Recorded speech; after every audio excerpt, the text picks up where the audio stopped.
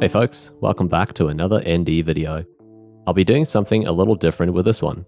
This won't be a step-by-step tutorial, but rather a time lapse of me modeling these concept devices by Work Louder. I will jump in and explain certain important or notable parts of the modeling process, but otherwise it'll serve as an overview for creating more complicated models non-destructively in Blender.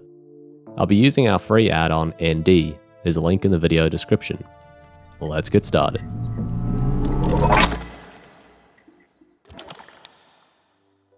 I'm starting with the first device, using a plane as the fundamental geometry.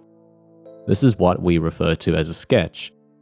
If you're new to non-destructive modeling, I suggest checking out the Non-Destructive Principles in Blender video I recently posted. Defining the broad shape in this manner will allow me to duplicate it later for the other two pieces, which share a similar housing.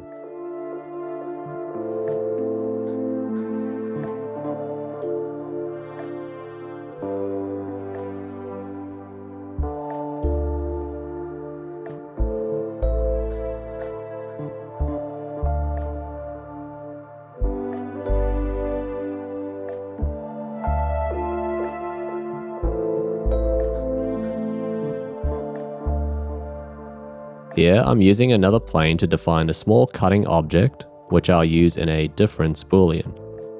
This will give the illusion that the device has a separate faceplate attached to the main body without having to model it separately.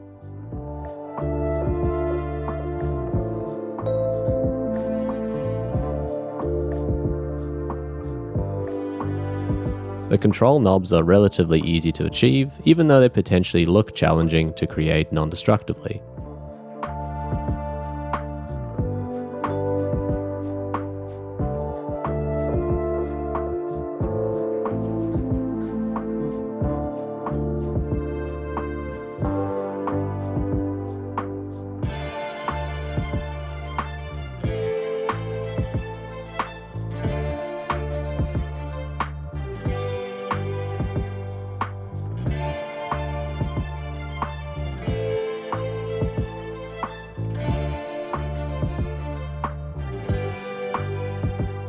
The key here was ensuring the triangular cutting objects aligned with the edges created by the circularize operator.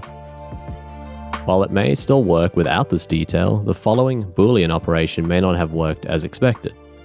So keeping them aligned allowed me to run a simple, fast Boolean without worrying too much about the resulting geometry. It all held together quite nicely.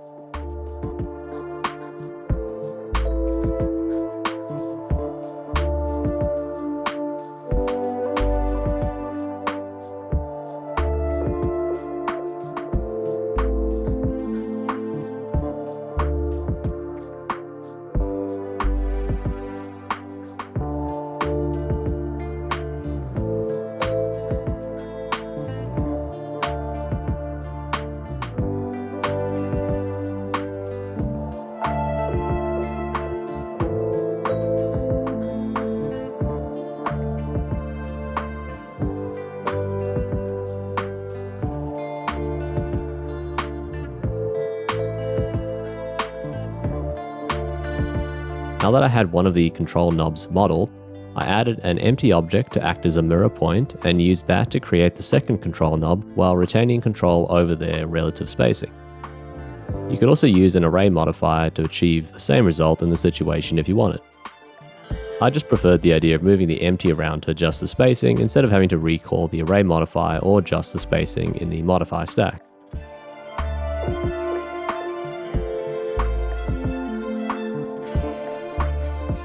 The slider control was an interesting shape. It isn't easy to model it exactly as seen in the reference while keeping it strictly non-destructive, so I just went with something close enough.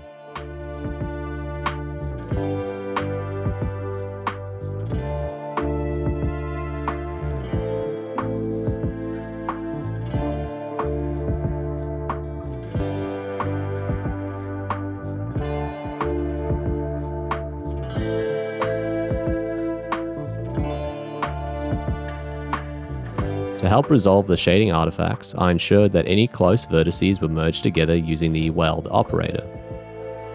The rest is pretty straightforward, so let's play through and I'll jump in again at the next stage.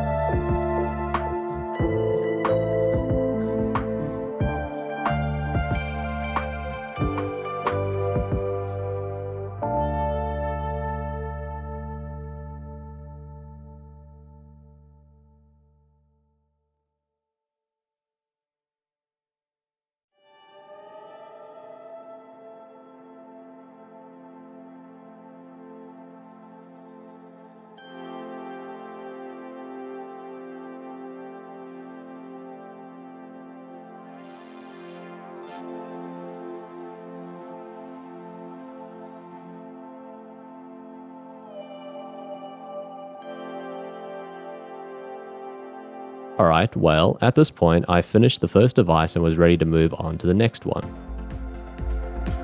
I decided to work on the device with the large dial control since it shared the same fundamental housing as the first device. The only difference was that it was wider. It's no problem though, simply duplicating the first device's housing and scaling it to match the second one does the trick.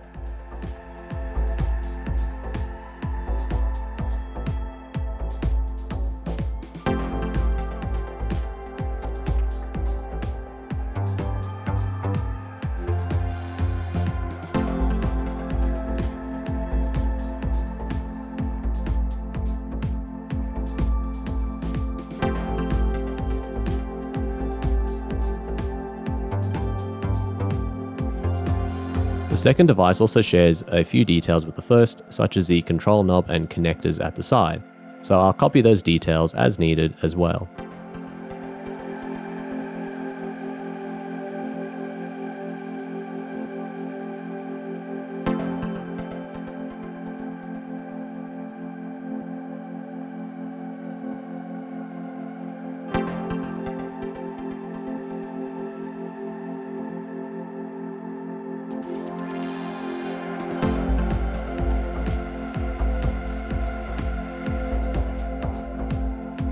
The main detail on this device, the dial, was created in a similar way to the control knobs. It's a large, circularized plane with a top and bottom edge chamfer.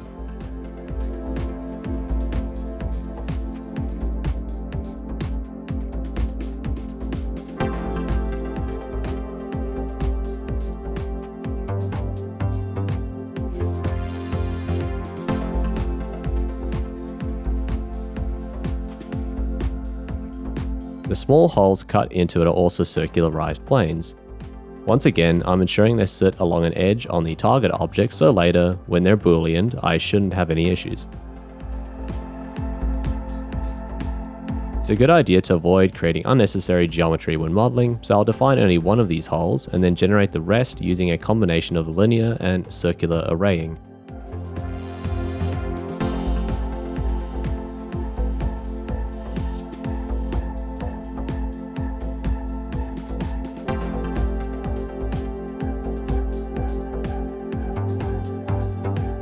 At this point, I noticed the housing had a relief cut out of it under the dial. Using a plane, I defined a large cutting shape to create that.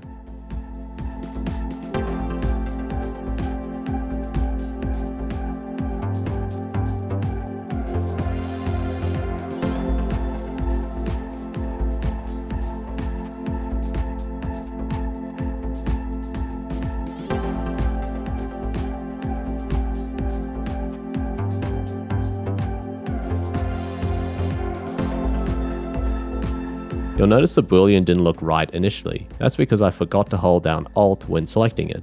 This protects the cutting object from being simplified by ND, in this case removing the large bevel I applied.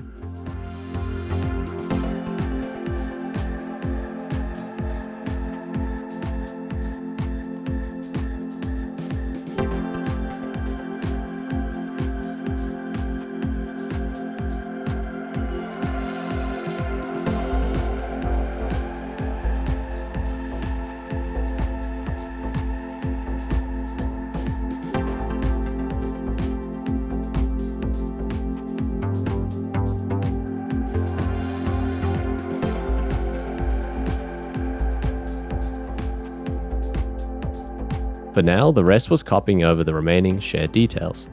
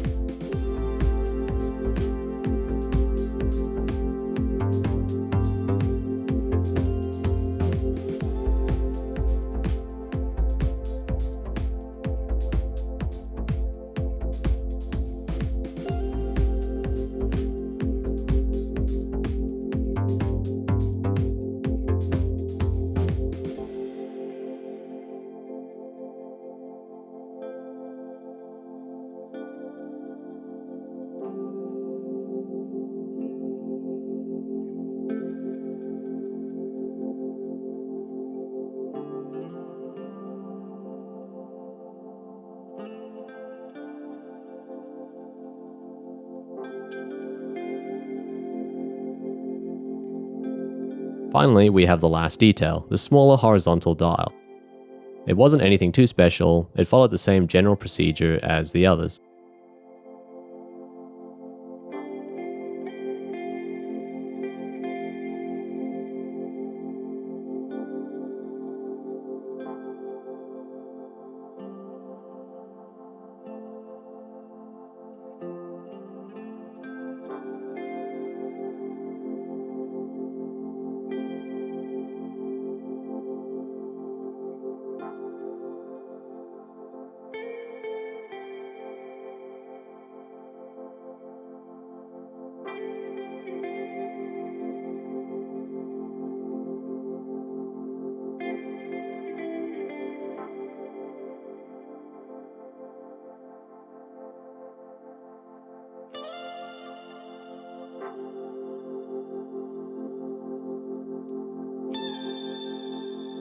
And that was it for this device. It was then on to the last one. However, before I got started, I just spent a few minutes making sure everything made sense and was sitting in the right collection.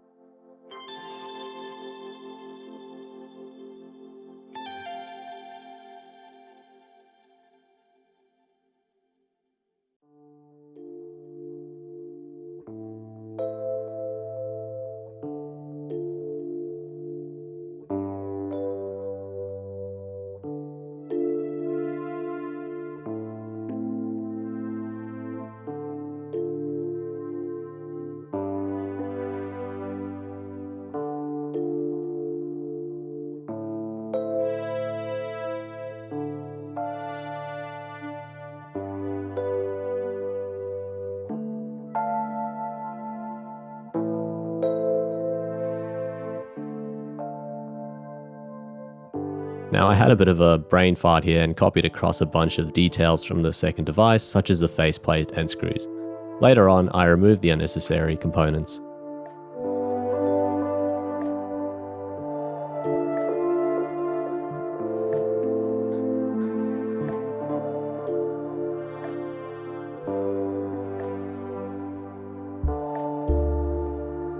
But first, this device appears to have female connectors while the other two have male connectors, so I got stuck into implementing those.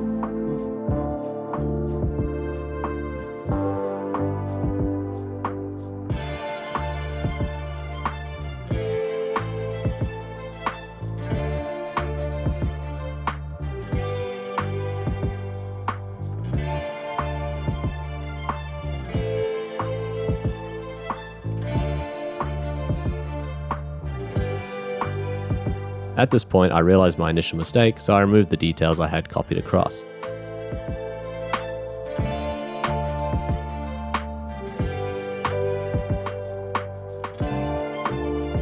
I then began working on a cutter, defining the region where all the keys sit for this numpad.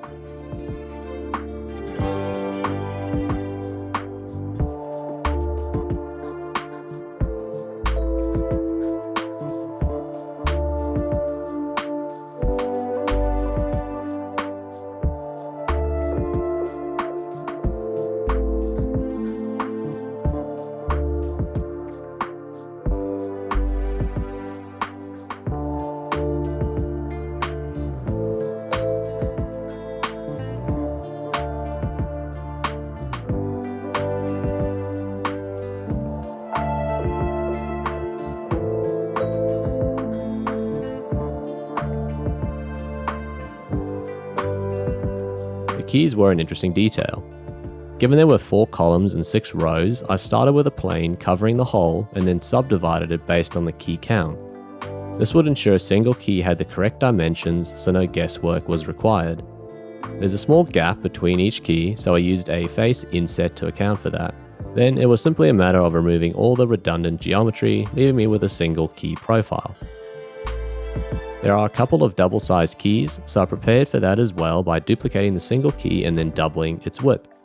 Given that these keys have raised sections with specific bevel requirements, I decided to forego using only a sketch and instead create the basic supporting geometry using a regular extrusion. However, that was as far as I was willing to go with a destructive approach. Knowing I needed two distinct bevels, I decided to use Blender's new attribute-based edge bevels. By the way, this will be integrated directly into ND very soon, so there will be no need to go about this rather tedious and manual method.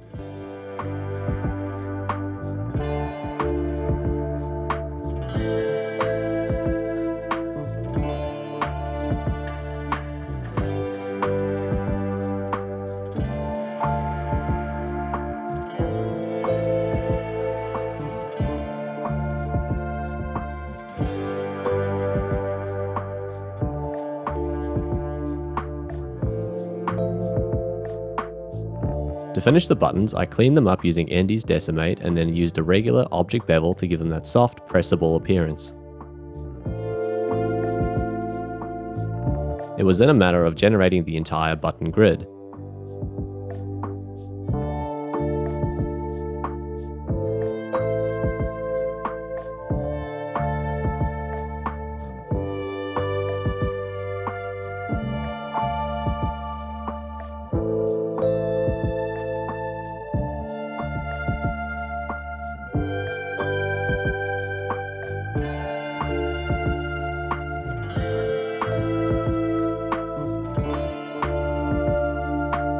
Now, I needed gaps for the double-sized buttons, so I took a simple but perhaps not immediately obvious approach of removing a few using a boolean. Given there were gaps between each button, this cleanly removes the geometry.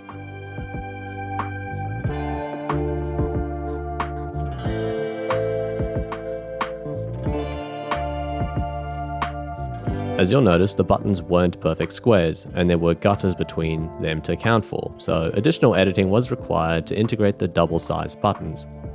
But this was easy, thanks to all of it being non-destructive.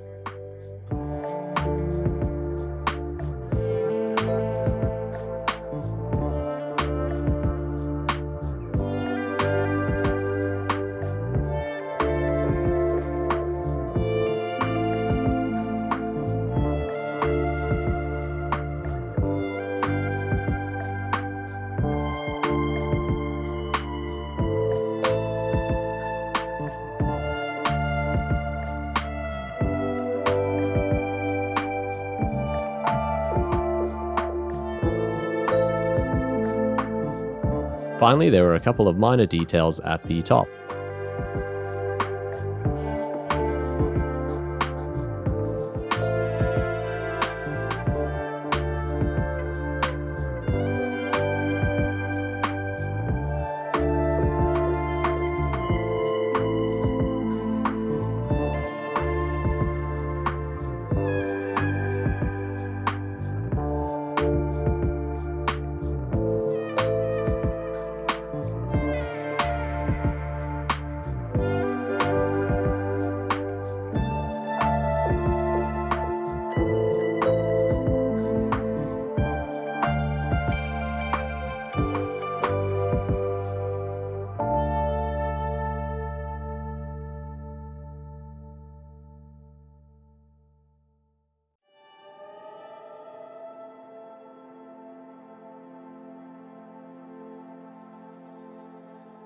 And that's it concerning the modeling.